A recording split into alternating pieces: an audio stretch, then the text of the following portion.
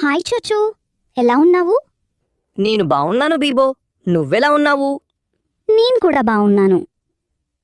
ఇంతకు ముందు చెప్పినట్లుగా బైబిల్ స్టోరీస్ చెప్పడానికి ఈరోజు నేనొచ్చాను.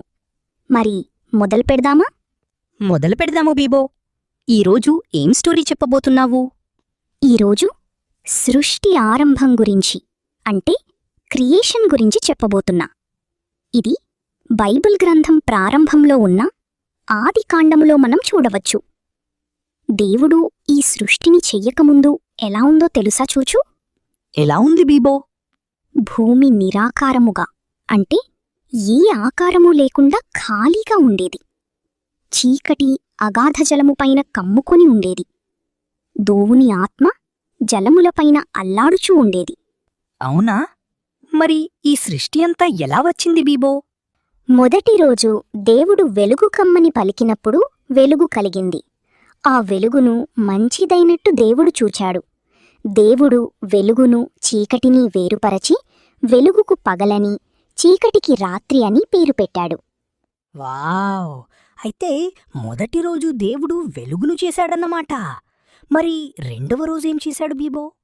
చూచూ, రెండవ రోజు దేవుడు ఆ వాటర్ మధ్యన ఒక విశాలము చేసి వేరుపరచాడు. దేవుడు ఆ విశాలముకు ఆకాశమని పేరు పెట్టాడు. అస్తమయము ఉదయమున అయినప్పుడు రెండవ రోజయ్యింది. చూచూ, ఇప్పుడు చెప్పు, దేవుడు రెండవ రోజేమి చేశాడు? రెండవ రోజు దేవుడు ఆకాశాన్ని చేశాడు బీబో. మరి మూడవ రోజు దేవుడేం చేశాడో చెబుతావా? తప్పకుండా చూచూ. మూడవ రోజు దేవుడు ఆరిన నేలను చేశాడు. అప్పుడు దేవుడు ఆరిన నేలకు భూమి అని, ఆ వాటర్కి ఆయన సముద్రములని పేరు పెట్టాడు. అలాగే దేవుడు గడ్డిని, ఫ్రూట్స్ ఇచ్చే చెట్లను అన్నింటినీ చేశాడు. అయితే బీబో, ఇప్పుడు మనం చూస్తున్న ఈ ట్రీస్, అలాగే భూమి దేవుడు మూడవ రోజున చేశాడన్నమాట. అవును చూచూ. ఇక నాల్గవ రోజున దేవుడేం చేశాడో చెబుతావా? చెప్పు బీబో. నాల్గవ రోజున దేవుడు ఆకాశంలో ప్రకాశించి వెలుగివ్వడానికి 2 జ్యోతులను, నక్షత్రాలను చేశాడు. బీబో, ఆ జ్యోతులు ఏమిటి? అయ్యో చూచూ, చెబుతా కదా, తొందరెందుకు? పగలు వెలుగివ్వడానికి పెద్ద జ్యోతిని, అంటే సూర్యుణ్ణి, రాత్రి వెలుగివ్వడానికి చిన్న జ్యోతిని, అంటే చంద్రుణ్ణి, ఇంకా నక్షత్రాలను చేశాడు. సో దేవుడు నాల్గవ రోజున సన్, మూన్ అండ్ స్టార్స్ చేశాడన్నమాట. మరి ఐదవ రోజున ఏం చేశాడు బీబో?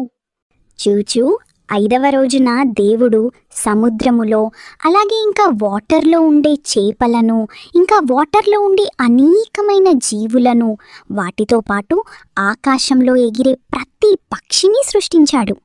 బీబో, వావ్! నిజంగా అమేజింగ్! సముద్ర జీవులను, అలాగే బర్డ్స్ అన్నిటినీ దేవుడు ఒక్క ఐదవ రోజునే చేశాడన్నమాట. అవును చూచూ, దేవుడు చాలా గ్రేట్. అక్కడితో అయిపోలేదు. ఆరవ రోజున దేవుడు భూమి మీద ఉన్న సమస్త పశువులను, పురుగులను, అడవిలో ఉన్న అన్ని మృగాలను సృష్టించాడు. బీబో, నిజంగా దేవుడు చాలా బాగా చేశాడు కదా. అవును చూచూ, అక్కడితో అయిపోలేదు. ఆ ఆరవ రోజుని దేవుడు ఈ జీవులన్నిటినీ ఏలడానికి తన స్వరూపములో మానవుడిని సృష్టించాడు. బీబో, మరి అప్పుడు హాస్పిటల్స్ లేవు కదా, మరి మానవుడు ఎలా పుట్టాడు? అయ్యో చూచూ, ఇందాకే చెప్పా కదా, మనిషి పుట్టలేదు, దేవుడు తన స్వరూపములో సృష్టించాడు అని. మట్టిని తీసుకొని తన రూపంలో తయారు చేసి నాసికా రంధ్రములలో దేవుడు ఊపిరి ఊదాడు. దానితో మనిషి జీవాత్మ అయ్యాడు. బీబో, ఇది చాలా ఆశ్చర్యంగా ఉంది. దేవుడు మట్టి నుండి మనిషిని చేశాడా?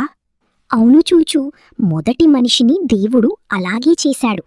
అంతేకాదు, ఆ మానవుడు ఒంటరిగా ఉండటం మంచిది కాదు అని ఆ మానవుడికి గాఢ నిద్ర కలుగచేసి పక్కటెముకలలో ఒకదానిని తీసి దానితో స్త్రీని చేసి ఆ మానవుడికి తోడుగా ఇచ్చాడు. మీరు ఫలించి అభివృద్ధి పొందమని చెప్పి ఈ భూమి మీద ఉన్న ప్రతి దానిని ఏలమని ఆజ్ఞాపించాడు. అంతేకాదు, 6 రోజులలో ఈ సృష్టిని పూర్తి చేసిన దేవుడు 7వ రోజున రెస్ట్ తీసుకున్నాడు. 7వ రోజును ఆశీర్వదించి పరిశుద్ధపరచాడు. ఇది చూచు దేవుడు 7 రోజులలో ఈ సృష్టిని ఎలాగు సృజించాడో తెలిపే స్టోరీ. ఇప్పుడు దేవుడు ఏ రోజు ఏమేమి చేశాడో చెప్పు. ఓ తప్పకుండా చెప్తాను బీబో. మొదటి రోజున దేవుడు వెలుగును చేశాడు. రెండవ రోజున దేవుడు ఆకాశాన్ని సృష్టించాడు. మూడవ రోజున ఆరిన నేల అయిన భూమిని ఇంకా చెట్లను చేశాడు. నాల్గవ రోజున సన్, మూన్ అండ్ స్టార్స్ చేశాడు. ఐదవ రోజున సముద్ర జీవులను, ఆకాశంలో పక్షులను చేశాడు.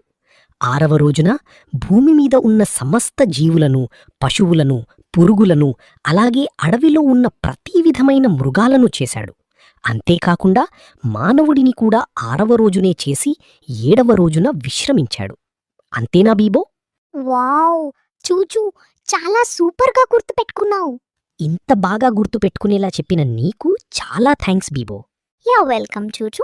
మరొక రోజు ఇంకొక స్టోరీతో మళ్ళీ వస్తాను. మీరందరూ కూడా మరచిపోకుండా like, share, comment and subscribe చేయండి. ఉంటా మరి.